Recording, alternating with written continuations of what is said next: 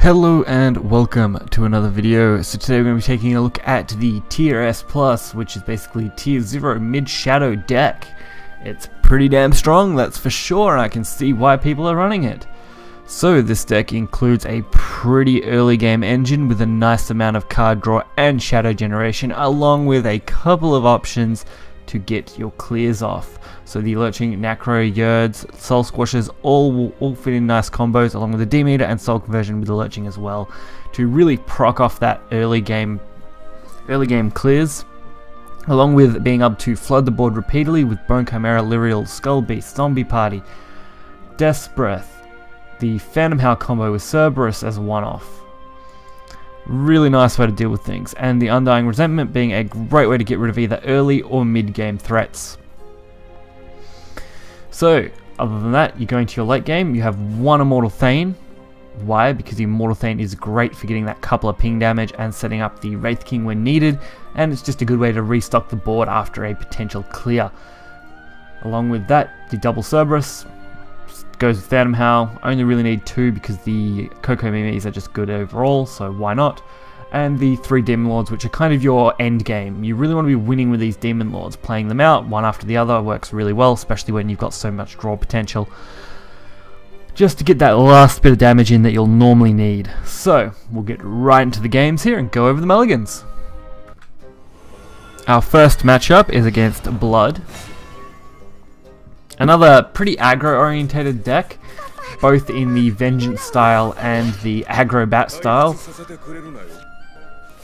So you really want to be hopefully getting that early card draw and being able to clear things. Unfortunately, I didn't have the greatest hand. I would have preferred a one drop I could actually use, but the Lurching Corpse D-meter combos do put a little bit of pressure onto the early board. This matchup is probably one of the harder ones to win as Shadow sometimes, just because Blood can easily pull you down extremely quickly. So if you don't hold your own until at least mid-game, you are going to be under threat of losing very easily. But Lurching Corpse is always a great turn 2, being able to counter pretty much everything, and because you normally get to choose when you want to proc it, it's always pretty good. Fortunately, I do want to get that card draw, so I do decide to use it. Just aiming for really anything. I would have liked to have hit the 2-1, but the bat was just fine. I mean, not much else I can really do. We have that Alt Art Belphegor, which is a pretty nice looking card. And our trades being possible, I guess. Luckily, the Lyrial does get us some nice trades, dealing with the 2-1 and the 4-4, and just trying to, like I said, hold our own into the mid to late game, where we'll be able to use those Demon Lords and more draw power to outplay the opponent.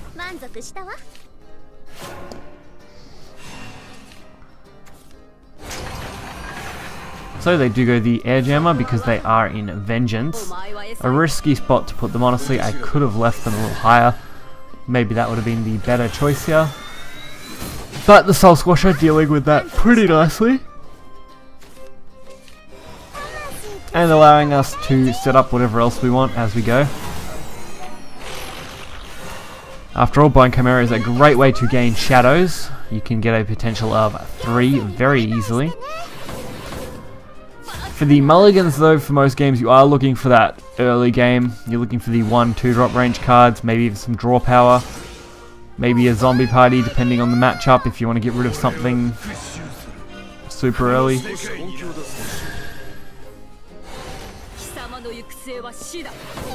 So unfortunately our matchup now isn't great. I mean, I have to deal with this.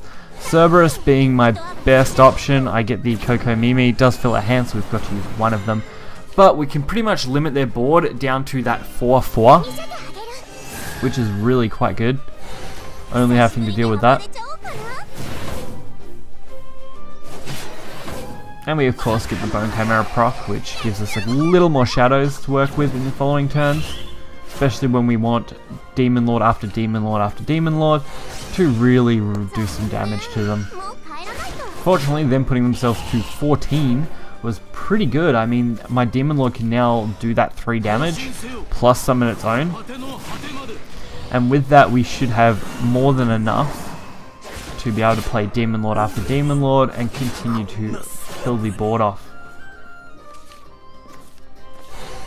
Razor comes down though, putting them back into Vengeance, which is where they want to be.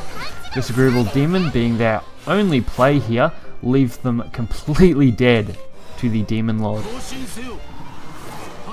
Even if Demon Lord wasn't able to proc an extra zombie, they would have been dead to the Coco anyway, with the normal Demon Lord, and I would have just killed it with the free one, going for a pretty easy lethal. But a close game overall. If they had any more Storm in the early, I probably would have been screwed.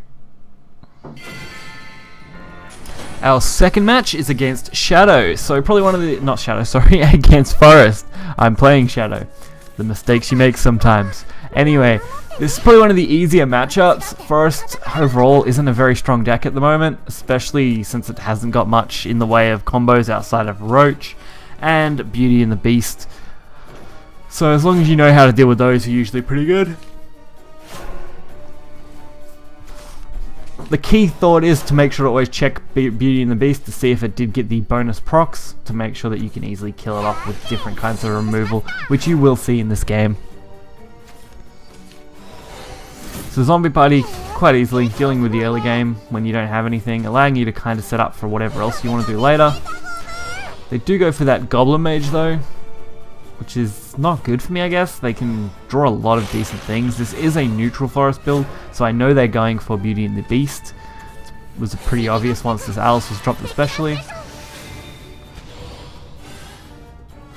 Luckily though, my options aren't too bad for getting rid of most of this. I mean, the Lurching Corpse, as long as it's a 50-50 and it goes into my favour, I am pretty right.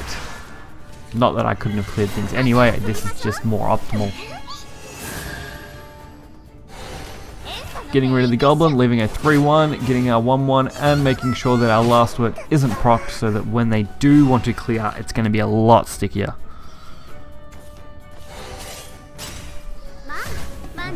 So fortunately, that Unica, not going to do much for them. We've got plenty of cards in our deck to deal with this, which is good. I mean, the Bone Chimera deals with the Unica pretty nicely, and the 1-1 gets to stay on board again, allowing us to do whatever else we really want. So we can go for those Demon Lord plays in the later game. We're already at 6, meaning things like Death's Breath actually get some decent value. Unfortunately, this Beauty and the Beast does need to be dealt with. On the plus side though, the Beauty and the Beast doesn't have the destruction ability, so I'm quite easily able to destroy that with this little Soul Scorcher. It does cost me the shadows, but it's not like we don't have plenty of those at our disposal. Plus the shadow gain off that is just great. Skullbeast giving us last word gain, plus the extra draw is always beneficial. And they realized they didn't have anything left to deal with me, so we win, fortunately. And now our last matchup is against Dragon. I do want to mention though that a mirror match for Shadow is semi-difficult. There's not much you can really do to be favoured. It's kind of just you have to have a better hand and have a quicker hand, whether you're going first or second. First obviously probably is better if you can aggro them out in the early game.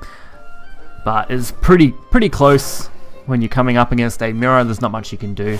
But against Dragon, you've got a pretty easy setup as long as you can easily curve out and avoid most of their bigger threats, which isn't too difficult overall.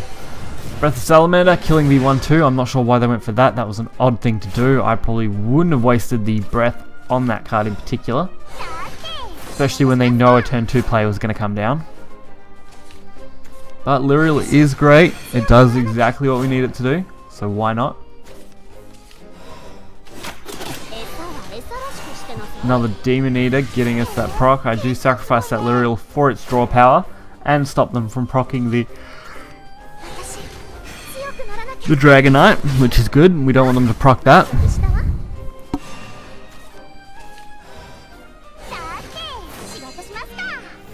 And this Lyriel, kind of okay. We still don't want to proc those dragons. We want them to have to proc themselves so they don't gain the advantage in this turn and have to waste them in the next turn.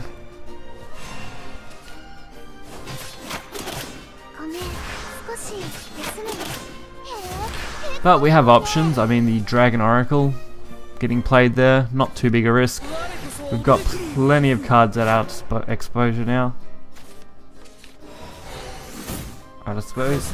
So, we have Triple Necro, which is really solid. The Soul Squasher does get the 4 damage, which is the only reason I use the Evolve on it. I need to get as much damage onto Dragon and make as sticky a board as I can, so that they have to use a lot of things to clear. Fortunately, like I said, the double Necro does allow us to do a fair bit.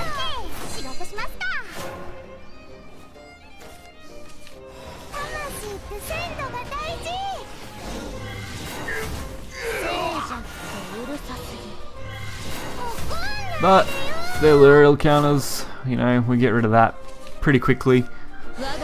Dragon Forte, another card I didn't want to have to deal with, but unfortunately I do. So we have the 50-50 of getting rid of that. I could have probably guaranteed it if I had have used the Necro Assassin better, but I wasn't too concerned.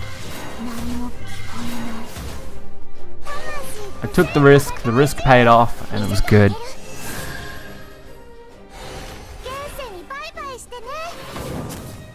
And we do have the soul conversion, so if something does survive here, we are able to use that.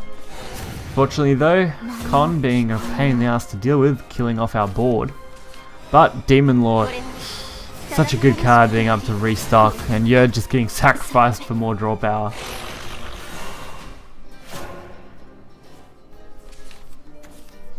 This deck's actually really solid, and I had a reasonable amount of success. It's probably a deck that I didn't want to be playing much, but I reckon I will in the future just because it is that good. And it is hard to continually remove the boards. Obviously you won't win every game, but the ones you do win are usually really nice. Setting up for that Demon Lord, I mean, what are they going to do here? We've almost got 12 shadows. A Demon Lord can clear nearly anything by this point. So they end up conceding.